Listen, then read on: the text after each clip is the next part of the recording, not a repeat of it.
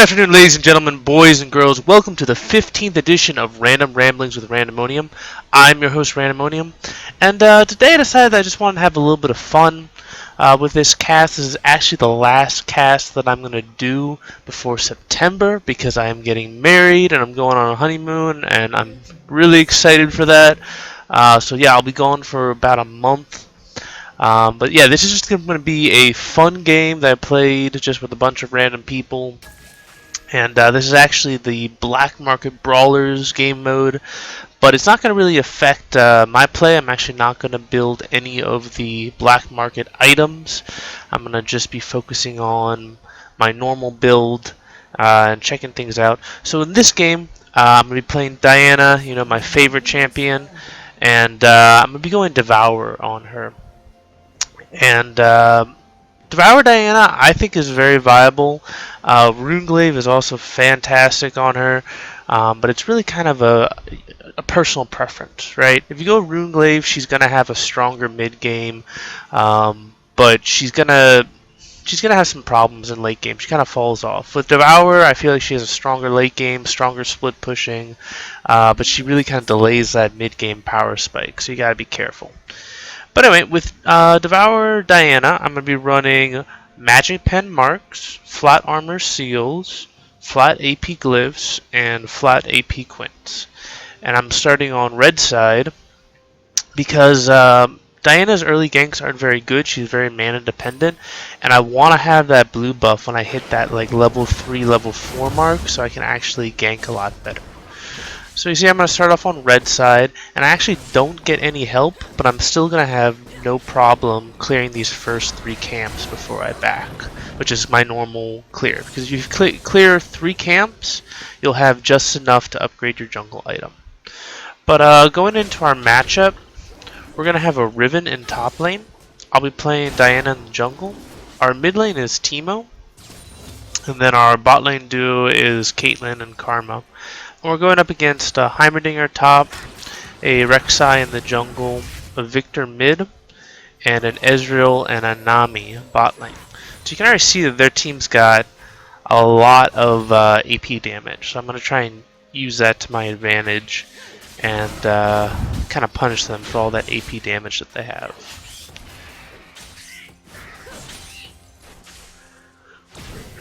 So you can already see that mid lane is getting pushed pretty hard, top lane is getting pushed pretty hard, and yeah, Riven's having difficulty a lot with this Heimer. Heimerdinger is just really annoying to deal with. And Teemo here, now that Victor's got level 2, he's able to push Teemo out pretty quickly with the level 2. So, yep, Teemo already gets forced out of lane very quickly. It's going to give a really large CS lead to Victor. And if we're going up to top lane, Riven is forced to pretty much just stay under tower, and she's already half the CS of Heimerdinger. So, yeah, this is not going well for us at the beginning of this game. Right, we got 2 out of our 3 lanes are losing. But, thankfully, at least, our bot lane's doing pretty decent. Yep, nearly gets killed right there. Has to barely just dodge that stun. So yeah, not looking good for both our lanes. But at least our bot lane's doing well. Our bot lane's got a good CS lead already, and it's definitely pushing them into tower a lot, forcing Ezreal to farm under tower.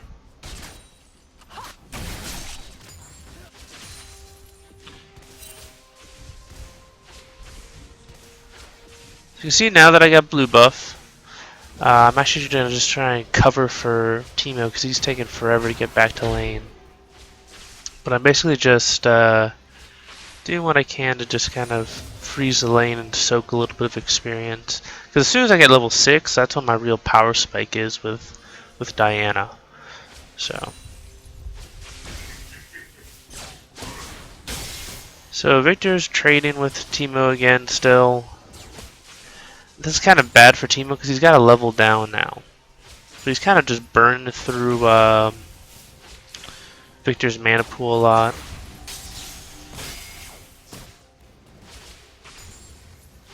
Thankfully, the minions are actually doing a lot of damage to Victor. So I'm going to come around here and gank. I'm only level 4, so if you're going to gank with Diana pre-level 6, you really have to commit to it. So you can see I flash in, I get my Moonfall, and I'm able to get First Blood with my Challenging Smite.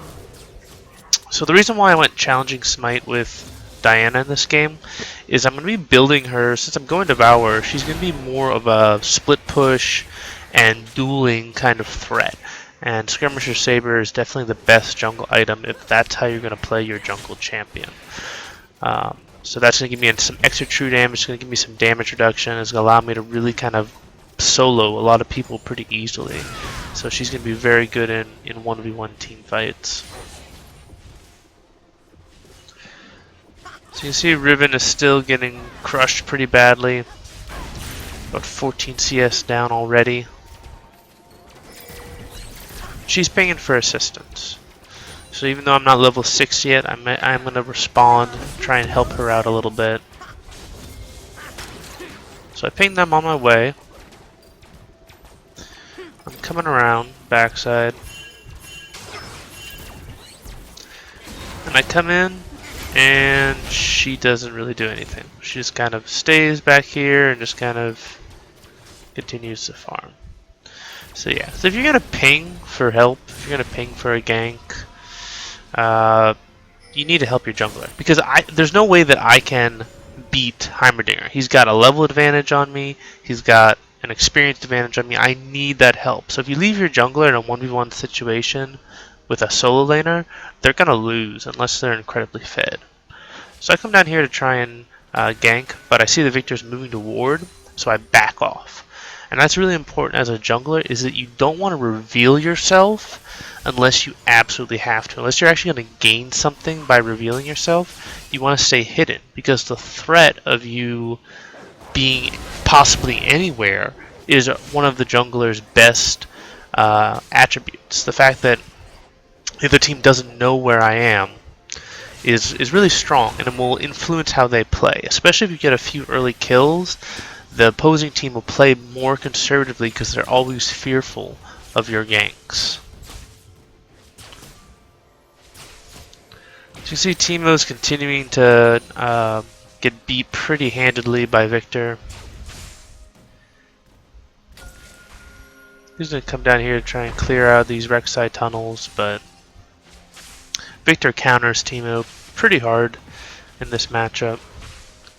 This is kind of a mistake by him. He uses his speed boost to get a CS and winds up dying because of it. So you're already in a bad matchup in this Teemo versus Victor. Don't make it worse by blowing your escape to just get a CS, right? And so he needed to save his speed boost for when Victor tried to all-in him. So I'll back up real quick so we can see this engage by Riven as well. So Riven just backed, and she's coming back to lane, and she's a level down, and she's definitely got a lot of CS down, but she's got, I guess she's got an item advantage. She's got a Vamp Scepter, but she's not, there's no reason to rush this engage, right? She's only about half a level down, and if she just waited to clear out this wave and got level 7 and then engaged, she would have easily killed this Heimerdinger. He only survived with like 40 health. So no reason to rush that if you're at a level disadvantage. Just clear out the wave and then engage when you're on an equal footing. Especially with Riven, since she doesn't use any mana for her abilities. There's no real reason to rush that. So I move down to gank bot lane, and yep, they're really warded up down here. And I should have realized that a bit sooner. I kind of sit around here waiting for them to try and engage, but yeah, they got that ward up very well. So I'm just going to back off. And one of the big things with Devourer champions is you need to control the Scuttle Crab. The Scuttle Crab is like incredibly important because that's just going to allow you to continue to gank. Because you need to get those stacks for Devourer, but you also need to gank. So I come in here and I try and gank for Victor, and like an idiot, I stand right on top of his gravitational field. He ends up getting his full burst on me, and thankfully I survive. And that allows Teemo to kind of clean up and get the kill, but Rek'Sai comes in and gets the counter kill, essentially. So yeah, that was definitely bad play by me to stand right on top of that gravitational field and take that stun when I didn't have to. But anyway, like I was saying, the Scuttle Crab control is crucial because you get 2 stacks for Scuttle Crabs, and that's going to allow you to stack up your Devourer a lot quicker, and it's still going to give you the ability to continue to gank, because you can still get stacks from assists and kills, but I mean, you want to make sure that you're staying active, right? That's the #1 mistake I see people make with Devourer, is all they do is farm, and that's not how Devourer was intended to work, and that's not how you should be playing with Devourer. You should still be ganking and just controlling the Scuttle Crabs to help you stack up, and then farm when there are no ganking opportunities available. So Teemo's continuing to try and trade with Victor, and you can see how poorly this is going for him. But Victor makes a kind of a huge mistake here. He's taking damage from those minions for most of that time, and he loses most of his health because of that. So I see that, and I move in. Victor lays down his gravitational field, and I just dash over it, and that allows me to get the easy kill. So the only way that Victor could have survived that is if he had put his gravitational field right on top of him, so that when I dashed in, then it would have slowed and stunned me, and he could have retreated. So Riven pings for more assistance, so I move to gank up here. So the gank is incoming. Here, I'm going to back up because I just barely missed when Riven should have engaged. So the gank is coming up. Riven knows this. She sees me moving up. Right around here, she should be trying to engage on Heimerdinger. She knows the gank is coming, so if Heimerdinger tried to trade back with her, then she wins, because the turret's going to hit him. And if he doesn't, then she gets all this uncontested damage on him, and he's going to be way low health. So I moved to try and clear out the pink ward, and that was definitely not a smart play by me. Almost wound up dying because of it. But when you've got a gank coming in, and if the guy is right under your tower, start trading with him immediately. There's no reason not to trade with the guy, because if he does trade back with you, he takes turret shots. If he doesn't trade back with you, then you get all that damage on him, and he walks right into the gank. So, things to look for when your jungler is coming up to gank for you.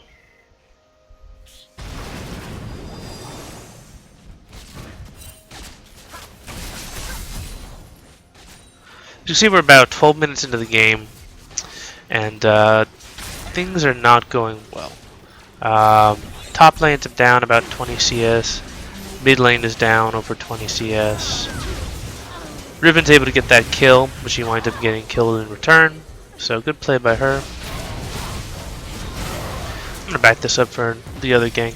So I'm kind of camping mid, and the reason why I'm camping mid is Victor's very immobile, and Diana does very well against him. And Heimerdinger is near impossible to gank. So trying to gank the Heimerdinger isn't going to really go over very well, and Victor is such an easy target that there's no reason not to gank him over and over again. Especially since Teemo is so far behind. And since bot lane's constantly pushing, I can't really help them that much either. But yeah, things aren't going very well. We've got top lane losing, mid lane losing, bot lane's winning, thankfully. But they haven't got any kills. They're just winning in CS. They've got the tower and they've got the CS.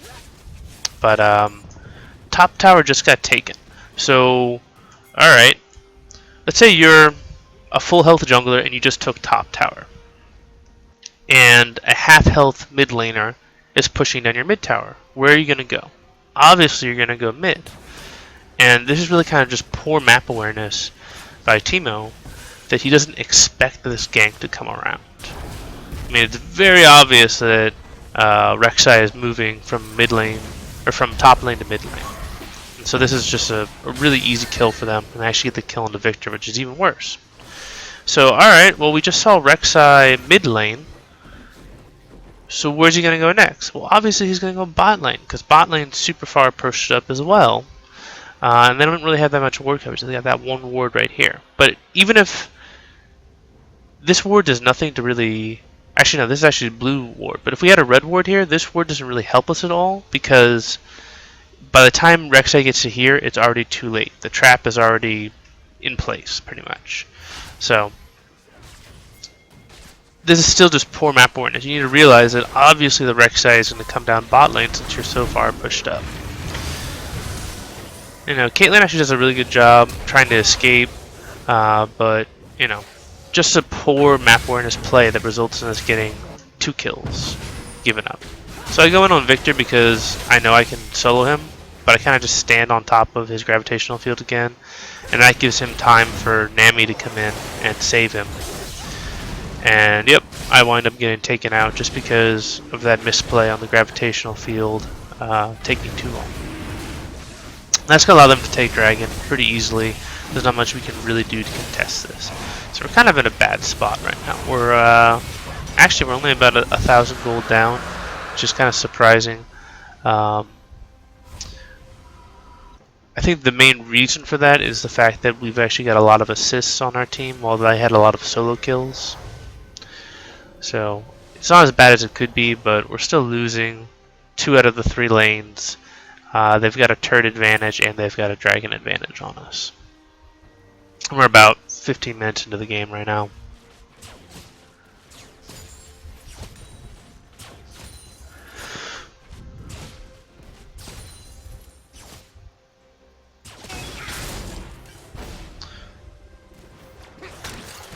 So you can see that with this build, what I'm going for is I went for Devourer with Skirmishers, and then my next item that I'm going to go for is Abyssal Scepter, because their team is primarily AP damage. This is a good gank by Karma to come in here, but Teemo just basically gives Victor the kill because he just stands right on top of that gravitational field. So if I rewind it real fast, as you can see, gravitational field goes down. All Teemo has to do is move just a tiny bit between his auto attacks and he avoids the gravitational field. But instead, he stands perfectly still pretty much, gets hit with a stun, gets hit with Victor's ult, and winds up dying because of it. So no reason to give up that kill right there. But good job by Karma to pick up the kill. And there's this rotation by Heimerdinger that Riven doesn't really pick up that well, but thankfully Karma gets out. So I'm going to be building heavy magic resist, because Heimerdinger is pretty much pure AP, Victor is pretty much pure AP, and Ezreal, even though he's in the AD carry role, his W and his E and his R all do magic damage, so building MR against him works as well. So Karma gets caught out, but I'm able to trade back the kill onto Nami. And then this is some good disengage by Caitlyn. And Ezreal's just really low health, make him burn his heal. And we're trying to get that re-engage onto them, but unfortunately my ult's on cooldown right now, so I couldn't use it. Once I hit that Q, I wasn't able to go in on Rek'Sai.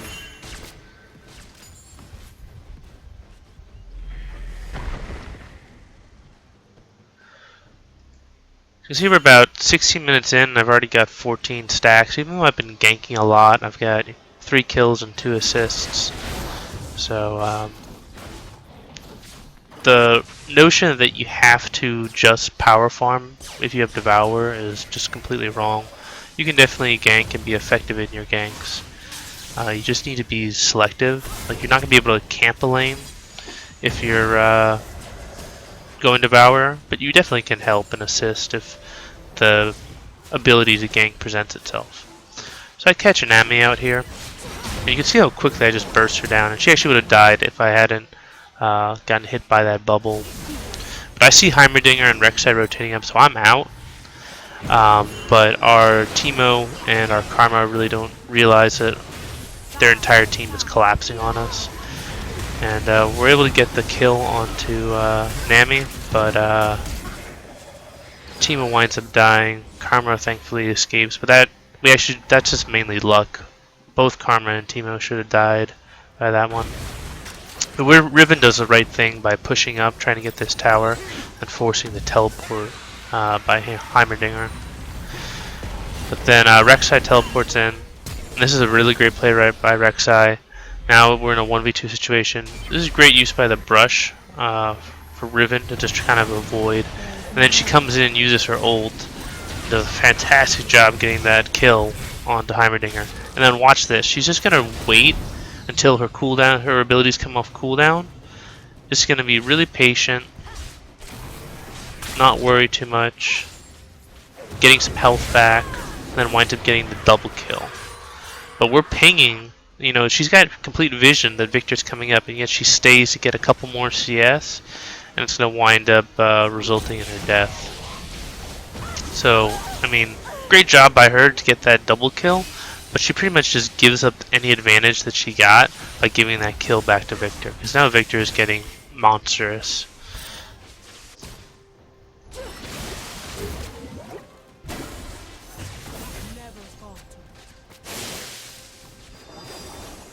So our bot lanes continue doing a really good job. Caitlyn's about 40 CS, almost 50 CS up on Ezreal. So great job by her. But unable to get a lot of kill pressure really. So Nami comes around here and he's going to try and clear our ward. Be very careful whenever you're trying to clear out a ward. Because the team can see you trying to clear out that ward, and they're definitely going to rotate. So that allows me to get a pretty easy kill onto Nami. So we ping for them to back off because we got some pretty good vision in their jungle right now, and it's pretty clear that they're going to try and shut down bot lane because they're the only lane that's doing well.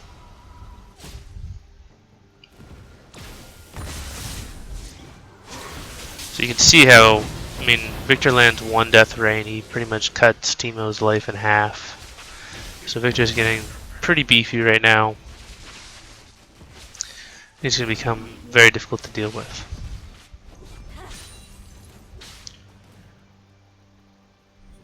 So Riven's continuing to split push, and this is very good.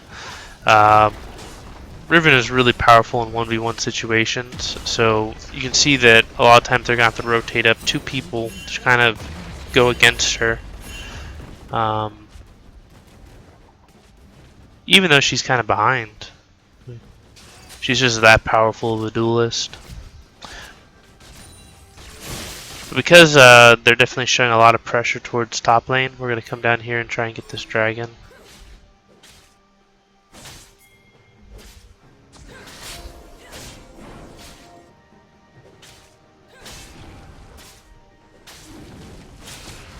Doing a good job prepping it. I put down a pink ward so that anytime they drop a ward down, we can clear it out.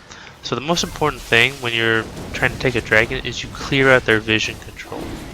That's literally the most important thing. If they don't have vision of the dragon, there's no way for them to really steal it. Alright, so now that they're Rek'Sai tunneled in, he's going in for the steal. No one should be attacking dragon at this point.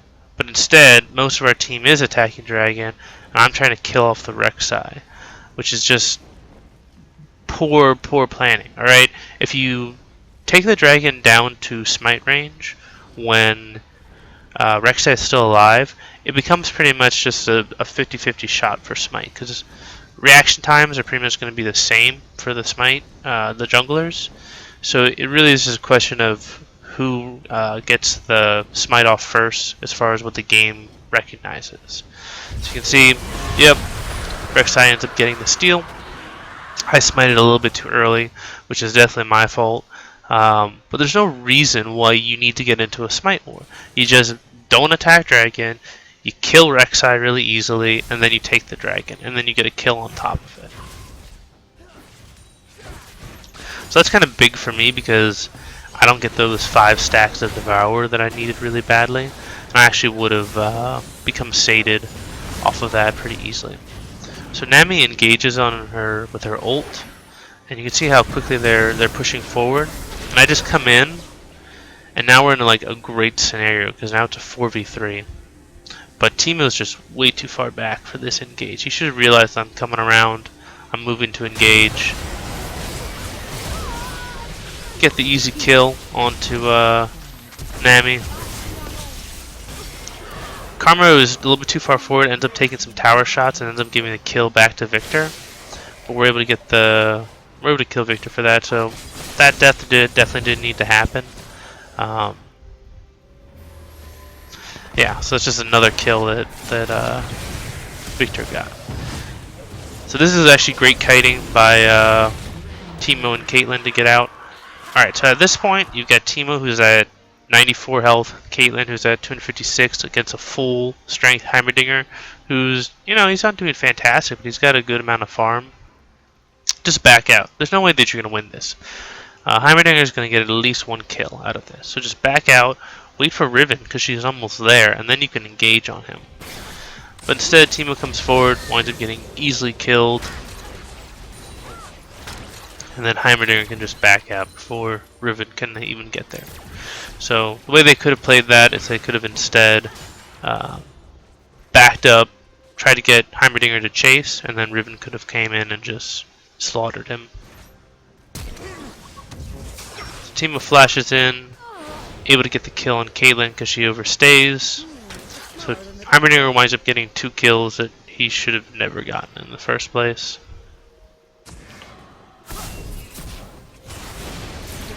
But Nami pushes too far forward, gets a kill back onto Riven. Very good play by her.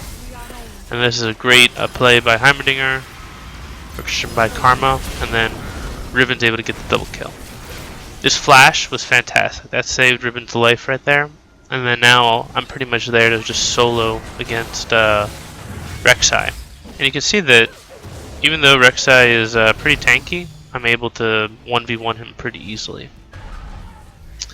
The only thing that really saves him is the fact that my ult is on cooldown.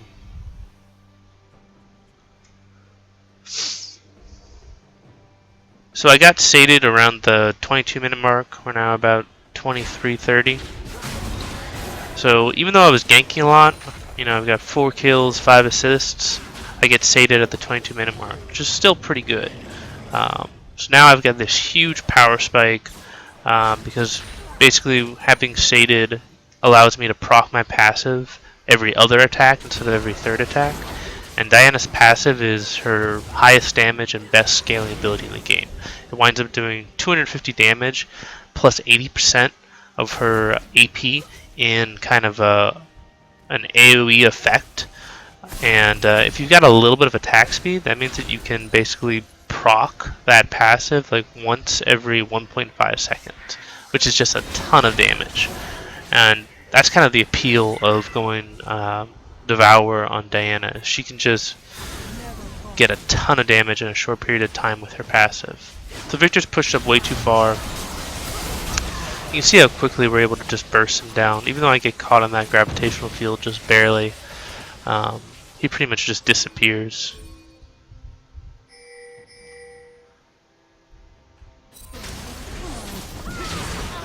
Just back real quick so we can watch this solo kill from Riven.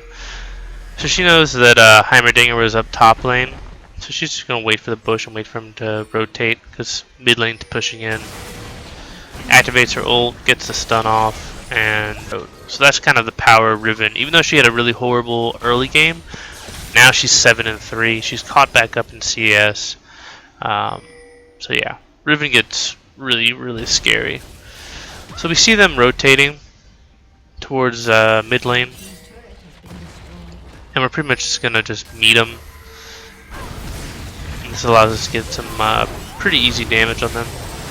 Even though Nami activates her ult, you just see how powerful Riven can be.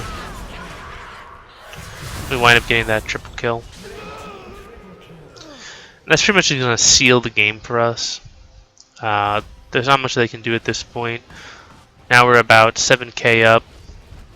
And that was from the point when we were actually, we were losing pretty badly earlier in this game, and just because of Riven sticking in there, and then a lot of the ganking that I did, we were able to come back into this game and get a lot of damage done. So just going over real quick, just kind of the appeal of going Devourer on Diana. Like I was saying earlier, like the big appeal of going Devourer is the fact that her passive procs every other attack instead of every third attack. And that gives her just a huge amount of damage output with her auto attacks. And so if you're going up against a team that's kind of AP heavy, like this team was, you want to be stacking some MR and some ability power. And if you're getting like armor or magic resist shredding, that's also fantastic. So like in this game, I went for my Devourers, and then I went into Abyssal Scepter. Then I got Mercury Treads to deal with CC because Diana is very vulnerable against CC. And then the next item I get is going to be Wit's End, which gives me some amazing dueling potential. Because the only person who could really possibly duel me at this point would be Rek'Sai. And once I get Wit's End, I can just shred through all of his magic resists and kill him very easily. And then after that, if this game had continued on any longer, the next item I would have gotten would have been Rylai's, because that pretty much would have made it so that if I ever caught any of their carries out, their carry would have had no chance of escaping me, because I would have had multiple ways to slow them, multiple ways to just continue engaging on them, and there really would have been nothing they could have done. And then my final item in this game would have been Azonia's, because if you get into these late game team fights, having that 2 seconds of invulnerability is kind of crucial if you get caught out and your team is unable to rotate to assist you. So that's what you kind of want to go for if you're going against like an AP heavy team with Devourer. And if you wind up going up against like an AD heavy team with Devourer, you want to rush the Zonias sooner, because that 50 armor that Zonias provides is just really fantastic against AP heavy teams. And then the other thing that you want to really look at is either a Randuin's or a Frozen Heart. Frozen Heart is fantastic because it reduces attack speed and it gives you that 20% cooldown reduction, which is just great on Diana. But Randuin's is also very good because it gives you that bonus health. And then you also want to continue looking at a lot of AP items and cooldown reduction items to help flesh out Diana, depending on how well you're doing and how fed you get. Usually if you get really fed on Diana, AP items are much better, and if you get behind early on, you want to start building a little bit more tanky, a little bit more bruiser, because it's a lot cheaper to build that way, and you can still do a lot of damage for your team. But the big thing that you have to remember with Diana is that she is just really versatile. She really is a blank slate because she has such strong base stats, such strong base damage. The best way to play her is when you play to counter the opposing team, or you play to complement your team's strengths. So, for those of you who maybe aren't sold on Devourer Diana, you can also go Runeglaive with her. And if you want to go Runeglaive with Diana, that's also fantastic. But it kind of forces you into more of a glass cannon kind of role. Runeglaive Diana is most commonly effective if you go with Runeglaive, Ludens, Sorcerer's Shoes, Zonias, then Deathcap, and then for a final item, it's usually going to be Nashor's Tooth, because that gives you a lot of tower killing potential. But both of them work great. I hope you try them both out. And just remember, Diana is a great skirmisher. She's a great split pusher, but she gets into trouble when she gets in these huge 5v5 team fights because she's very vulnerable to burst damage and very vulnerable to CC. So try to utilize Diana best in skirmishes. Try to work the 1-3-1. Try to work split pushing, and keep your vision up, because Diana's biggest weakness is that she doesn't have any ability to escape. So if you dash in on somebody and their team is there to help them, you're always going to die. So I hope you enjoyed this video. I hope you enjoy playing Diana Jungle in the future, both with Runeglaive and with Devourer. And this is Randomonium signing off.